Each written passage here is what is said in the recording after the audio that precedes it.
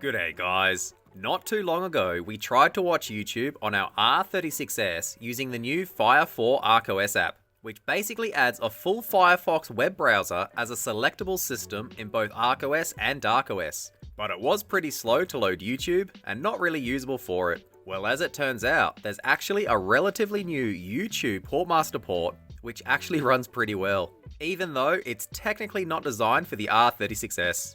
We will be testing this on the latest version of darkOS RE today, which at the time of filming is version 03082026. But it should work on pretty much anything that supports Portmaster. Also, since we will be watching YouTube videos online, we'll obviously need to have our device connected to the internet. You could tether it to your phone over USB, use a USB Ethernet adapter, or just a USB Wi-Fi adapter, which is what we'll be using today. If your device has built-in Wi-Fi, then that will definitely work too, and does simplify things. Before we take a look at this new standalone YouTube player, we'll quickly move over to our Windows 11 PC to download and copy everything over. Let's get into it.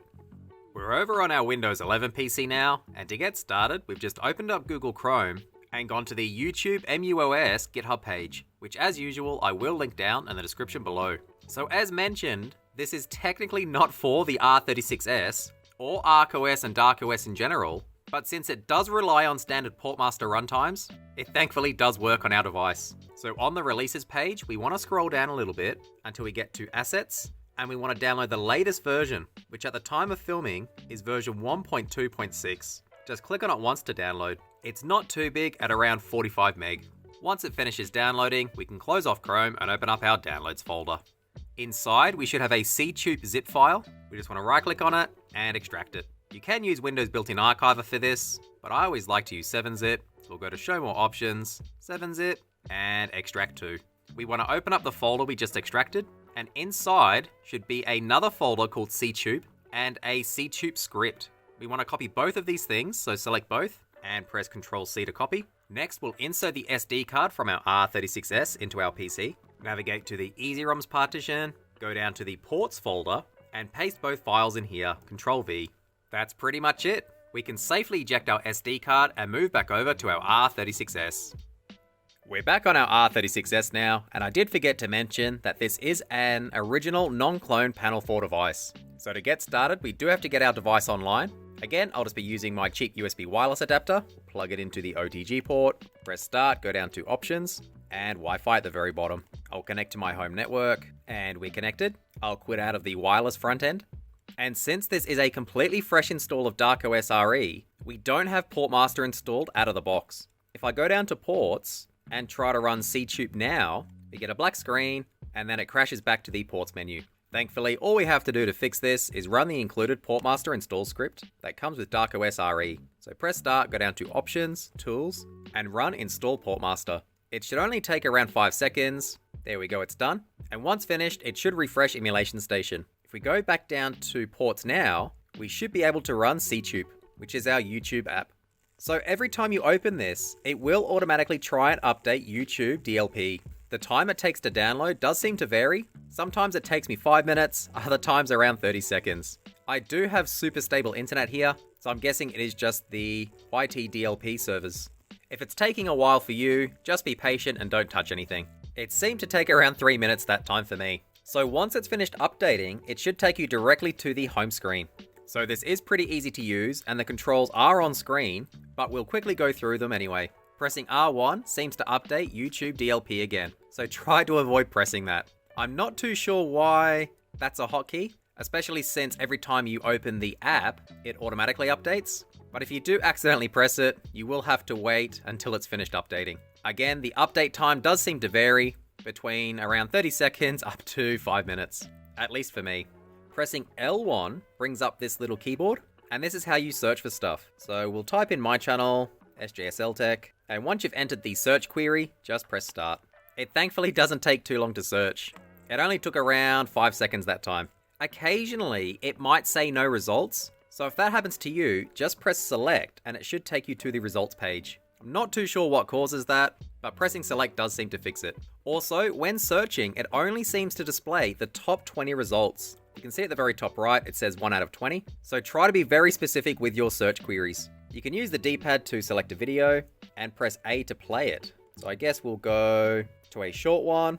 R36S clone, can't find any systems fix. Let's press A. We get a black screen for a little bit. For me, it seems to take around 30 seconds or so to load. So again, just be patient. And it started playing. I do have the sound turned off, but if we turn it up, it does work perfectly. So once the video starts playing, you have a different set of controls. The D-pad skips around. So D-pad left skips backwards 10 seconds, right skips forward 10 seconds, up should skip forward 1 minute, and down should skip backward 1 minute. The A button should toggle pause, so now it's paused. If I press it again, it should resume. The B button goes back, and the X button actually mutes it. The joysticks and the rest of the buttons don't seem to do anything. But Start and Select does quit out of the YouTube app, like you would expect. I will also mention that the sound is pretty distorted for some reason, at least from the speaker. I might turn the sound back up. It's not too bad, it just sounds a little bit hot, almost like it's being amplified way too much. I do want to see if it's just a speaker issue, or if it happens through the headphone socket. So I'll plug in a cheap set of 3.5mm wired headphones. It is still definitely distorted through the headphones, but since they are headphones, you can turn the sound down a whole heap, and it does make it a lot better. Again, not too sure what's happening here. I'm guessing the built-in video player does just have the sound up way too high. If we press B, it should take us back to the search results. And as you can see, while unplugging the headphones, I did accidentally press R1. So it is doing another YT DLP update. We will just have to wait. It's finally finished updating again. It did take around 5 very painful minutes that time. So video playback is actually quite smooth with this once it's finished loading. But I have noticed it does seem to glitch out a bit if you keep pressing skip. For example, when I was messing around with this last night, I did keep skipping forward and back 1 minute, and after around 10 to 15 times, the video did stop playing. Simply quitting back to this menu and reopening the video did fix it though. Just something to keep in mind. I have also just noticed there's a download option, and also not all of my thumbnails showed up this time. I think I may have accidentally bumped the wireless adapter in the OTG port when unplugging the headphones. I might try play a video again just to make sure it does still work. Oh no, so thankfully it does still work. I'm not too sure why the thumbnails didn't show up. We'll go back to the search results. Oh, there we go. They are loading now. So again, I did just notice a download option. I might try download a smaller video. I think the clones fix is quite short. I did try and make all of my old tech tips to be short and sweet. So this shouldn't take too long to download. We'll press X. It does say downloading. And it went back to the menu. I don't think it downloaded. Or, when we played the video, it did already cache it somewhere. So that's why the download was instant. We might try download a different video. A short one. These are all really long videos. Oh, there we go. Box art scraping. So we'll press X. It says downloading. No, it goes straight back. So downloading currently doesn't seem to work, but that could just be a folder mismatch. Again, this app isn't actually designed for the R36S, but instead for MUOS. So I'm assuming that's the issue. I might do a bit more investigating after the video to see if I can find out where exactly it's trying to download to. And if I can manually recreate that folder, it hopefully won't fail.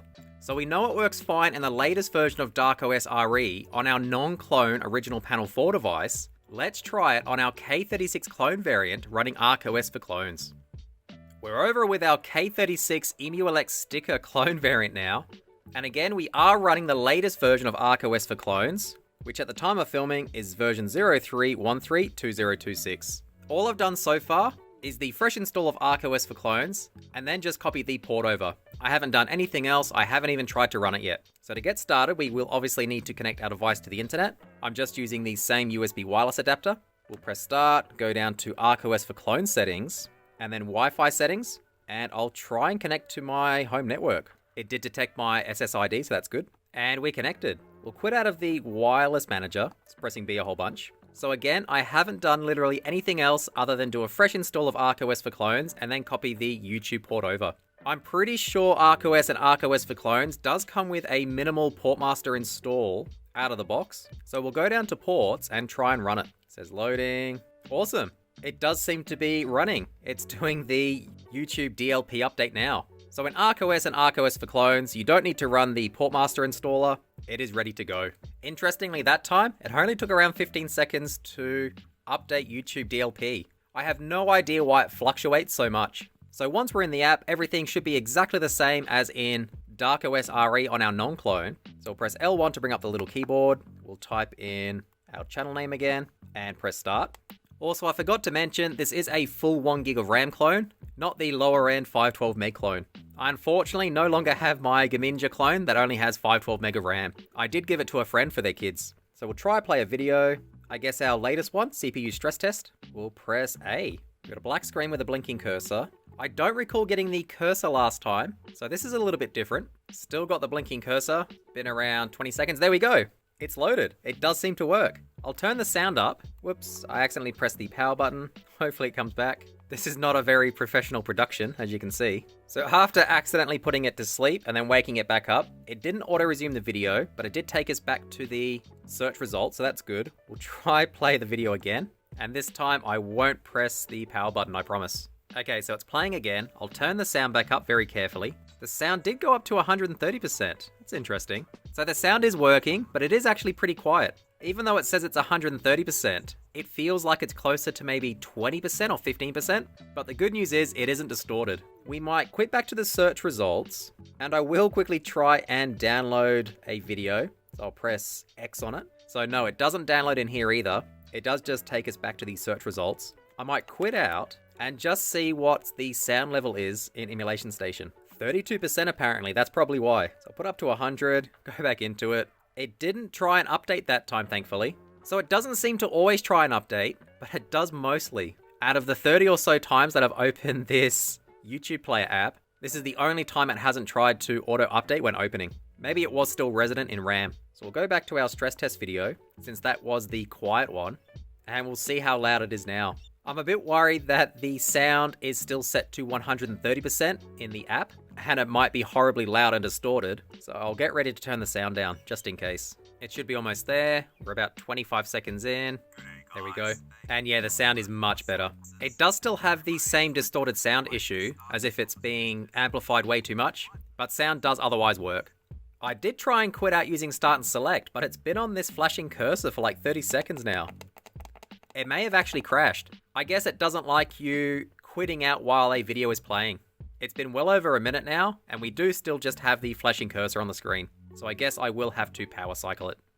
Overall, while obviously not perfect, it's actually pretty usable and not that bad. It would be nice to have some quality of life features in the future, like subtitles and longer search results. I will also try and look into the download issue to see what's going wrong there. I'm pretty sure it would just be an issue with the folder structure in ArcOS and DarkOS.